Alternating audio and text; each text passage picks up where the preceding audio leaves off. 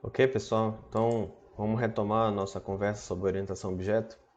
E nós falávamos sobre o fato da orientação a objeto te permitir construir, utilizar objetos, e o que vai diferenciar um objeto do outro são as características e os comportamentos deles, né? Vocês acharam isso muito confuso? Vamos lá.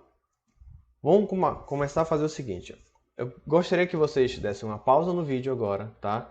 E olhassem ao seu redor e tentem identificar o que tem, o que vocês conseguem ver como objetos aí ao teu redor. Faz uma pausa junto comigo aí e já já a gente volta. Bem, considerando que vocês fizeram a pausa no vídeo, vocês devem ter identificado aí, por exemplo, o teu celular. Tu deve ter identificado talvez um mouse, um teclado, deve ter identificado uma cadeira, uma mesa, a lâmpada, o teto, que mais? Paredes, enfim, vocês devem ter identificado uma série de objetos que deve estar aí próximo de vocês. Tá? No meu caso aqui eu tenho uma cortina, aqui atrás de mim tem uma porta, tem meu celular, tem uma impressora, tem computador, tem lâmpada, tem paredes, tem uma mesa, tem janela. Então, esses são objetos. E o que vai diferenciar, por exemplo, um caderno de um livro, que também está aqui perto de mim, né? O que diferencia um caderno de um livro? O caderno ele serve para escrever. O livro eu posso escrever no livro? Posso, né? Mas não, eu pelo menos não costumo fazer isso. Então, o livro, digamos que o que diferencia o livro do caderno, o livro já vem com conteúdo nele, né? E o caderno serve para te colocar as tuas anotações lá nele, né? Então, essa é uma das características que diferencia o caderno de um livro. Mas eles podem ter o mesmo tamanho, eles podem ter a mesma quantidade de páginas, eles podem ter a mesma capa, até podem, né? Mas essas são características que vão diferenciar um caderno de um livro. Então, são essas características que vão diferenciar esses objetos, tá?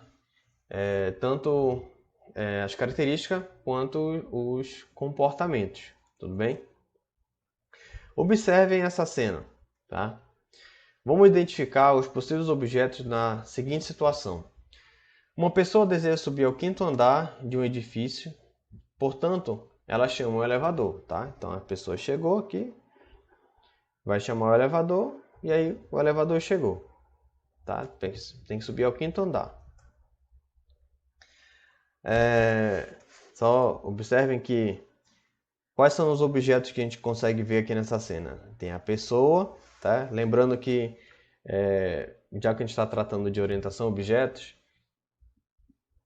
em algumas situações a gente vai tratar pessoas como objetos, tá? Isso pode soar meio estranho, mas imagina se isso aqui fosse para a gente programar um jogo, né? A pessoa seria um objeto dentro do jogo, né? Por exemplo, se essa pessoa for um objeto e esse alienígena também seria um outro objeto, o que vai diferenciar essa pessoa do alienígena, né? Então, quais são as características da pessoa para o alienígena, né? O alienígena é verde, a pessoa não, né? A pessoa está usando um terno, o alienígena não está usando aparentemente nada. Então, essas características vão diferenciar esse objeto alienígena desse objeto pessoa, tá? Além desses dois objetos, quais são os outros? Nós temos aqui os botões do elevador. Os botões se diferenciam um do outro porque, por exemplo, esse aqui é um triângulo, aqui é um outro triângulo, só que um indica aqui lá para cima, outro para baixo, né? Então, as funções do botão já diferenciam eles, apesar deles terem o mesmo formato. Que mais? O próprio elevador é um objeto, né? A parede aqui é um objeto, o chão, o sapato da pessoa é um objeto, a calça, aqui a parte de cima do terno, né? Tem aqui a gola da camisa, é um objeto. Então tem vários objetos aqui nessa cena. Quais são as características da pessoa, tá? As características da pessoa: peso, altura, etc. Quais são as funções que a pessoa tem? Ela pode andar, ela consegue chamar o elevador. Considera que isso aqui a gente está programando, tá? Imagina que aquilo ali é um cenário de um jogo e tu tens que programar essas funções para o objeto pessoa. A gente está, a princípio, digamos que nós estamos criando a classe pessoa, nós estamos criando a forma, né, para depois criar uma pessoa.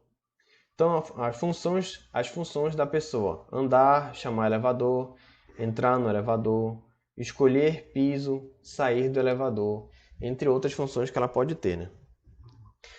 As características da pessoa, como já falamos, né? Peso, altura, entre outras. O elevador: quais são as características de um elevador? Quais são as funções do elevador? Ou seja, já que a gente vai criar a classe elevador, a gente está criando a forma para depois criar um elevador, ou N elevadores, né? Então, quais são as funções do elevador? Subir, descer, parar, avisar o piso de destino, abrir a porta e fechar a porta. Pode ter outras funções? Pode, tá? Quais são as características do elevador? Limite de peso, quantidade de passageiros, entre outras, certo?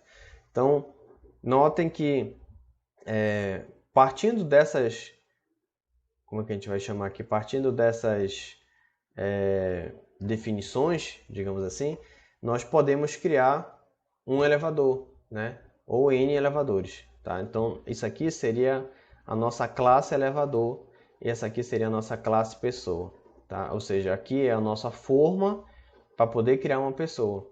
Isso aqui é a nossa forma para poder criar um elevador, tá? São as características e as funções, nesse caso aqui, mais básicas para poder criar, no caso, a pessoa ou o elevador, tá? Com relação às vantagens de utilizar a orientação objeto, a gente continua no próximo vídeo, beleza?